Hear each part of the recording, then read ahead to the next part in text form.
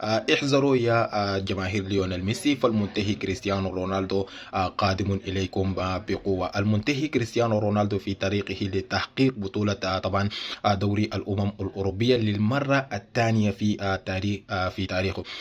طبعا لو حقق كريستيانو رونالدو بطولة دوري الأمم الأوروبية هذه المرة، سوف يصبح لديه 3 بطولات مع المنتخب البرتغالي، 2 دوري أوروبا وبطولة اليورو. وبهذا يكون قد عادل طبعا كريستيانو رونالدو اللاعب ليونيل ميسي في عدد البطولات مع المنتخبات، حيث طبعا فاز ليونيل ميسي مع المنتخب الأرجنتيني ب2 بطولة كوبا أمريكا وبطولة طبعا كأس العالم.